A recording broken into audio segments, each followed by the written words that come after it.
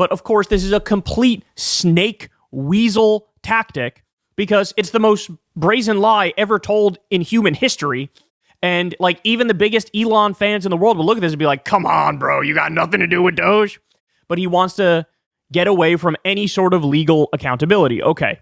Kyle Kulinski did a video on his channel, Secular Talk, in which he says that he thinks that Elon Musk is really feeling the heat over criticism of Doge and his involvement with it. I'm not so sure that I agree with that. So we're going to take a look at what Kyle Kulinski had to say about this. I'm going to give my thoughts on that as well. Let's check this out together. All right, guys. So we just discussed Donald Trump basically announcing in a press conference that he says he has the powers of a king, that he can do what he wants. Only he and the attorney general can determine what the law is. I mean, that's a direct FU to the courts. The whole idea of the court system is they interpret, if there's some sort of a disagreement about what the law actually is, and there's competing visions, you go to the courts and they will clarify, hey, this person is more in accordance with the law than that person, right? So it's a giant FU to the courts, including the Supreme Court.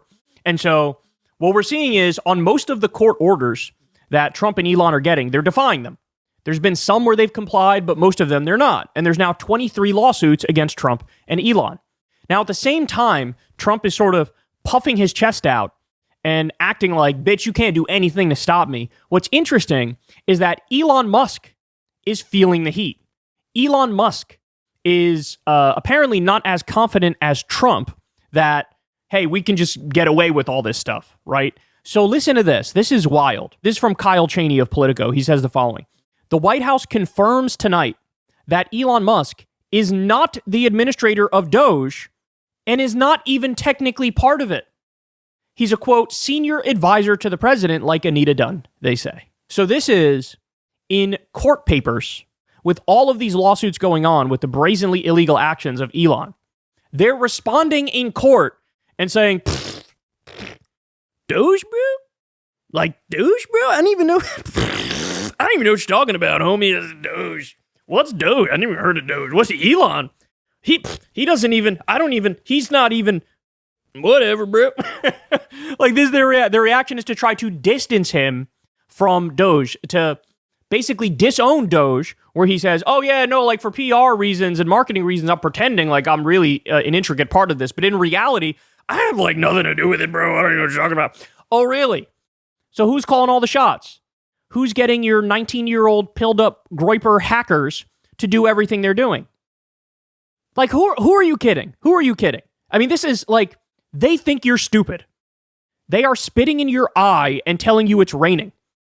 Like, fucking obviously, you're the Doge guy.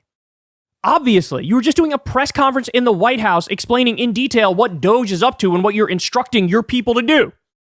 By the way, none of them have any security clearance whatsoever. One of them was fired from a previous job for giving away company secrets.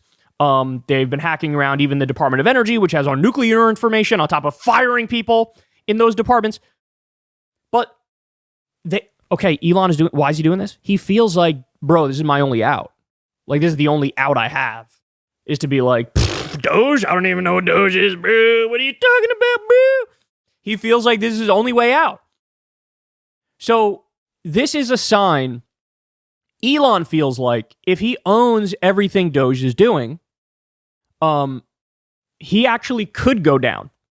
Like, there is a timeline where his ass ends up with serious, serious consequences as a direct result of his actions today. And you know what? He's not fucking wrong. He's not wrong. As I said to you guys from day one, this isn't like a close call. This is so wildly illegal and unconstitutional that even the MAGA judges are like, you obviously can't do this.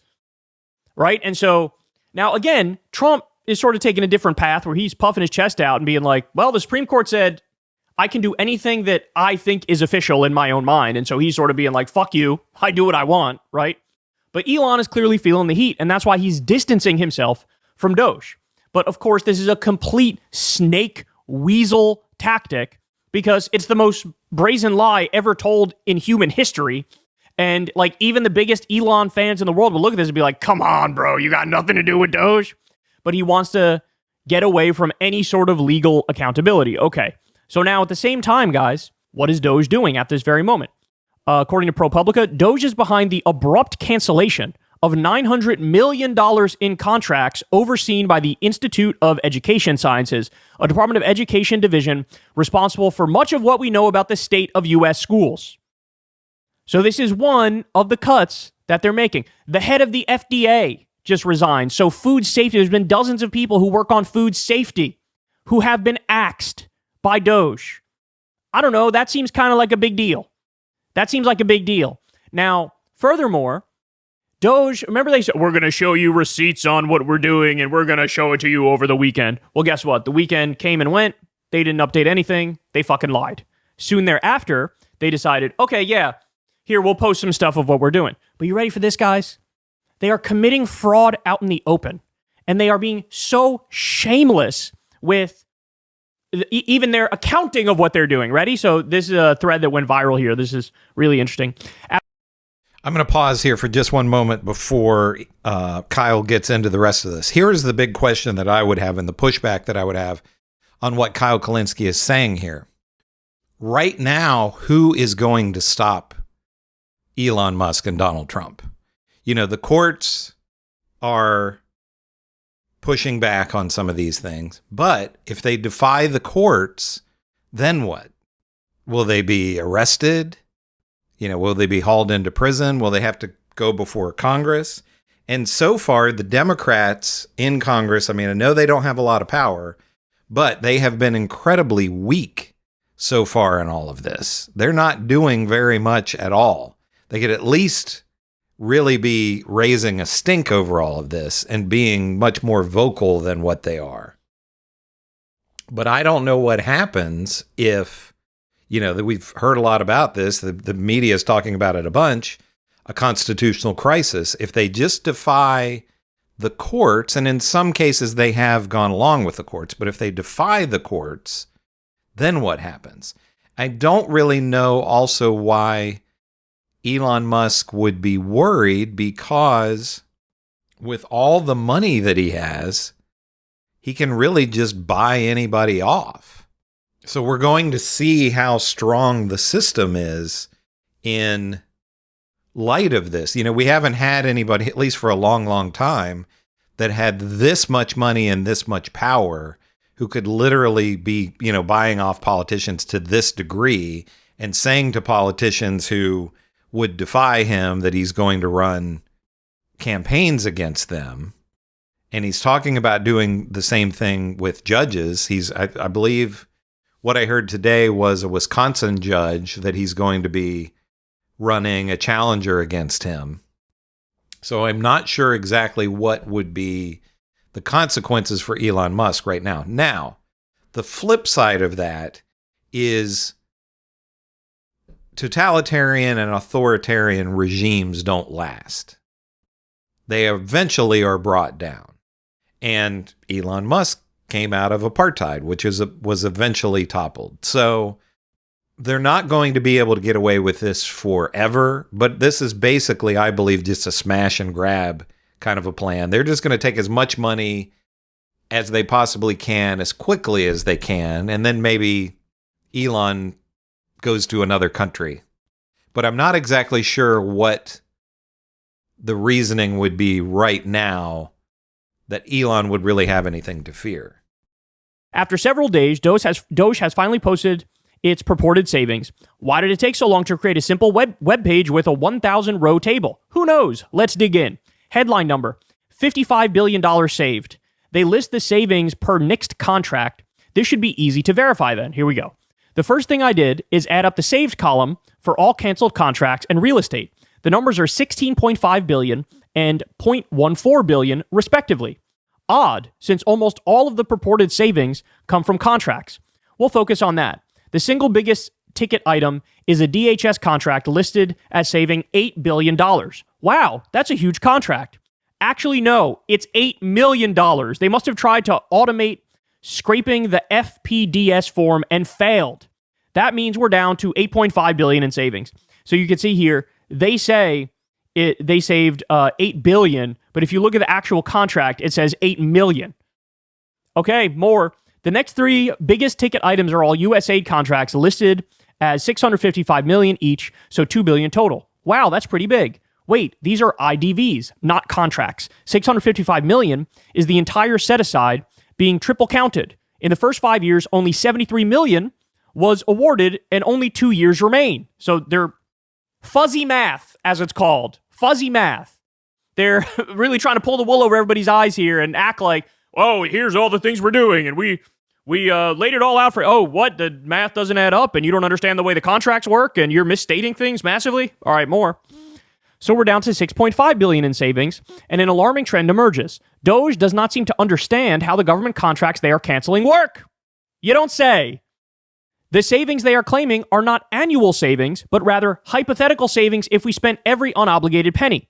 And more importantly, they are just getting it wrong with alarming consistency. These numbers are erroneous. This select group of geniuses has not double-checked even the largest items accounting for the bulk of their claimed savings. This is a sad, pathetic farce. Here's the next biggest item, an IT service contract for the Social Security Administration worth $1 billion. That's a lot of savings. Well, again, this contract spanned 6 years, and 80% of it has already been spent. Ah, well, more like $240 million in savings spread over the next 3 years, $80 million a year. In 2023, this contract funded 1,000 FTEs working $100 per hour. Did we need 1,000 SWEs working on the Social Security Administration infrastructure? Probably not.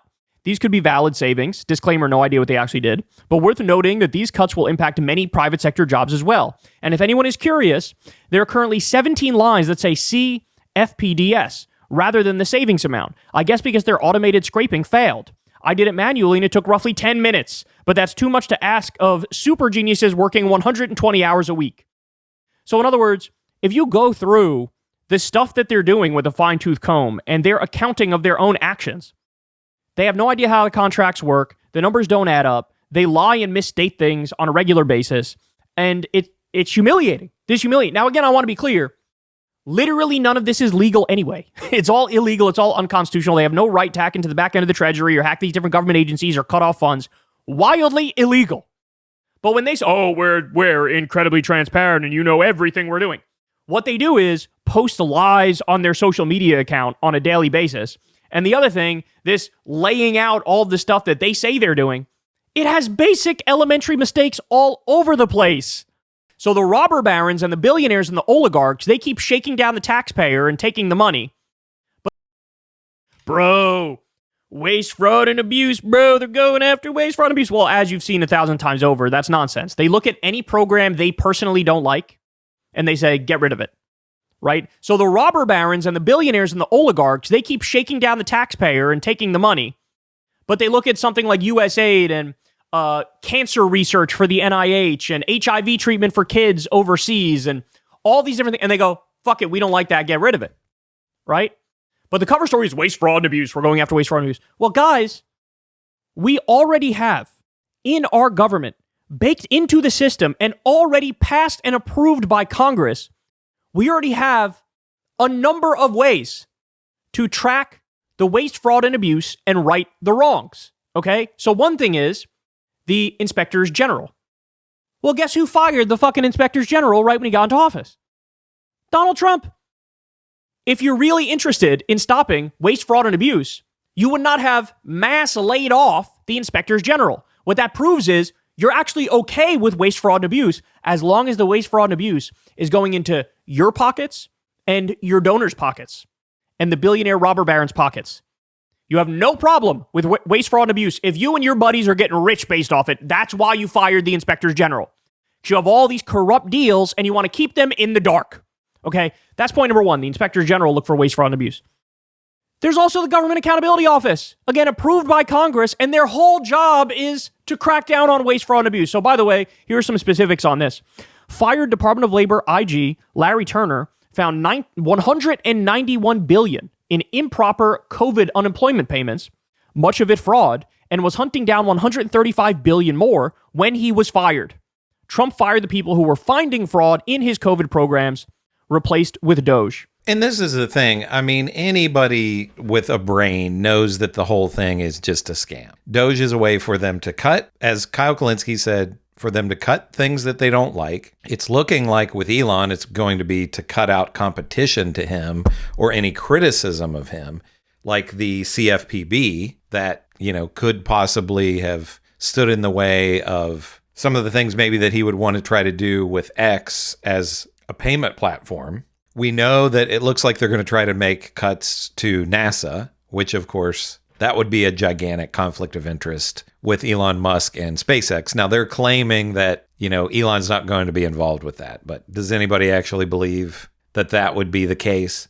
So we know it's a scam. We know that they're just trying to hollow out the country and take as much money from any of these social programs and various aspects of the government so that they can have the money for themselves. But the big question is Kyle Kulinski right that Elon is facing the heat and will face any consequences? I mean, we know with Trump, they call him the Teflon Don. He continues to slip through every trap that, could possibly catch him. And since he's the president, he's probably completely untouchable, and he's going to be able to get away with most of the stuff that he wants to do, and he'll never face any consequences. And the media is going to treat him like he's a real legitimate non-con artist president. But let me know in the comments what you think about all of this. Do you agree with Kyle Kulinski that Elon is really kind of starting to sweat now and will face any consequences? I don't really think he will. I think it's more likely that he and Trump would have a falling out, that Trump will get tired of Elon getting so much attention and then eventually part ways with him. I think that's a bigger possibility of that happening. But do you think that Elon Musk will really face any real consequences? Let me know in the comments what you think. Make sure to give me a like and subscribe. This is Chris on Culture, and I will see you in the next video.